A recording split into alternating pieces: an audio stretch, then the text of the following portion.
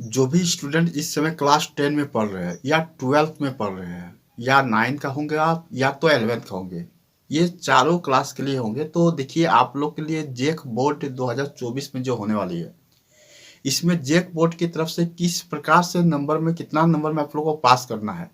Class 10th वाला को ये कन्फ्यूजन बन के फिलहाल अभी प्रेजेंट में है कि सर हम लोग को क्या थ्योरी और प्रैक्टिकल में अलग अलग में पास करना है या फिर दोनों में मिलाकर पास करना है।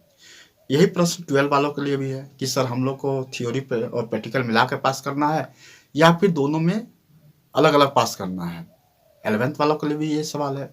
तो आप लोग का यही वीडियो आज डिटेल में समझाने वाले हैं, इसको आप ध्यान से सुनिएगा। यदि आप सबसे पहले हम लोग स्टार्ट करते हैं क्लास 10 के लिए। आप क्लास 10 में हैं, आपके पास 5 पेपर है, यानी 500 नंबर का एग्जाम होने वाली है। 500 में से सबसे पहले क्लियर कर लीजिए कि आप लोग को केवल 33% लाना है पास होने के लिए। 33% के है तो 165 नंबर। अगर इससे ऊपर आता है यानी 225 आ जाता है तो आप लोग सेकंड डिवीजन में कहलाएंगे, यानी 45%। और यदि इससे ऊपर ले आते हैं 300 नंबर तो आप लोग 60% यानी फर्स्ट डिवीजन कहलाएंगे। और यदि और ऊपर लाते हैं 80% नंबर जो कि 400 नंबर है तो ये आपका डिस्टिंक्शन मार्क यानी A+ में आप लोग आएंगे। आप लोग के लिए अभी ये जरूरी नहीं है कि थ्योरी में अलग लाना है प्रैक्टिकल में अलग है, ये नहीं। आप लोग का थ्योरी में कितना भी आए प्रैक्टिकल में कितना आए मिला के आप लोग का मिनिमम 33% होना चाहिए। तो अगर 33% से कम है तो आप लोग फेल कर आएंगे। इसको ध्यान आप लोग जरूर रखिए क्लास 10 वालों के लिए। आप चलते हैं हम लोग क्लास 12 वालों के लिए। तो क्लास 12 में आप लोग देखे होंगे आर्ट्स के स्टूडेंट, साइंस के स्टूडेंट और कॉमर्स के स्टूडेंट। जिन स्टूडेंटों का प्रैक्टिकल नहीं है तो उसको ध्यान रखिएगा कि आप लोग को प्रैक्टिकल जिसका नहीं है उसका केवल 2 ही है पेपर है। एक है थ्योरी पेपर और एक इंटरनल असेसमेंट जो कि कॉलेज की तरफ से होती है। अब थ्योरी पेपर में 80 नंबर में से आपको 26.4 नंबर लाना है मिनिमम पास होने के लिए, 26.4 नंबर। और इंटरनल असेसमेंट कहिए तो यानी कि 20 नंबर, तो 20 नंबर में आप लोग को 6.6 नंबर लाना है, 6.6, जिसे दोनों को मिला के आप लोग को 33% हो जाए, 33% हो जाए तो आप लोग थर्ड डिवीजन का लाएंगे। अब उससे ऊपर लाएंगे तो 45 में चले सेकंड डिवीजन, यदि और ऊपर लाएंगे तो फर्स्ट डिवीजन, उससे ऊपर लाएंगे तो डिस्टिंक्शन मार्क यानी 80% में आ जाएंगे आप लोग।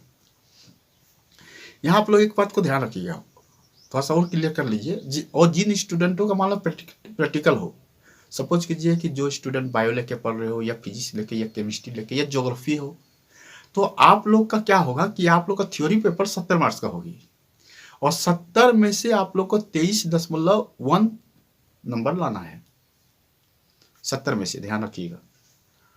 और 30 नंबर का प्रैक्टिकल हो गया आप लोग का, और उस प्रैक्टिकल में आप लोग को 30 में 9.9 नंबर लाना है। दोनों को मिलाकर यदि 33% हो जाए तो आप लोग थर्ड डिवीजन यानी पास कर लाएंगे। फिर उसी तरह ऊपर जाएंगे तो सेकंड होंगे, और ऊपर जाएंगे फर्स्ट होंगे, और ऊपर जाएंगे तो डिस्टिंक्शन मार्क होगा। ये ध्यान रखिएगा, यदि आप लोग थ्योरी पेपर में पास हो जाते हैं और प्रैक्टिकल में यदि फेल हो जाते हैं या इंटरनल असेसमेंट में फेल हो जाते हैं तो आप लोग फेल कर लाएंगे। ऐसा नहीं होगा कि इसमें ज़्यादा ले आया उसमें फेल आ गया तब पास करा, नहीं। आप लोग को अलग अलग पास करना होगा। यदि कोई स्टूडेंट जो है कॉलेज नहीं गए प्रैक्टिकल का दिन में या इंटरनल असेसमेंट के दिन में नहीं गए तो आप फेल कर लाएंगे। इस बात को आप लोग ध्यान रखिएगा। तो आप लोगों को क्लियर हो गया होगा। क्लास 9 और 11 वालों के लिए क्या है, दोनों क्लास का अभी सिस्टम जो है एक है, यानी आप लोग को मिनिमम 33% लाना है पास करने के लिए। सेकंड करना है तो 45 लाना है, फर्स्ट करना है तो 60% लाना है। और दोनों में अलग अलग नहीं है। 11th वालों के लिए अभी अलग अलग नहीं है। 11th वालों अभी क्या कीजिएगा, आप लोग 12 के साथ अपना कंपेयर मत कीजिए, क्योंकि अभी 12 के जैसा आपका नहीं है, आपका 9 के जैसा है यानी, और 10 के जैसा है कहिए तो, कि भाई आप तीनों को एक जैसा में रखा गया है कि केवल 33% लाना है, चाहे आप थ्योरी में कितना लाइए प्रैक्टिकल में कितना लाइए, नो डाउट कोई सब मायने नहीं रखता, केवल 33% लाए तब पास कर लाएंगे। अगर उससे ऊपर लाएंगे तो सेकंड कर लाए, उससे ऊपर लाए फर्स्ट कर लाए, उससे ऊपर लाए डिस्टिंक्शन मार्क होगा। तो यदि फिर भी मन में किसी प्रकार से कोई क्वेरी, शंका, डाउट हो तो आप लोग कमेंट जरूर कीजिएगा। और यदि आप लोग नए हैं तो चैनल को सब्सक्राइब जरूर कीजिएगा। तो थैंक यू फॉर वॉचिंग।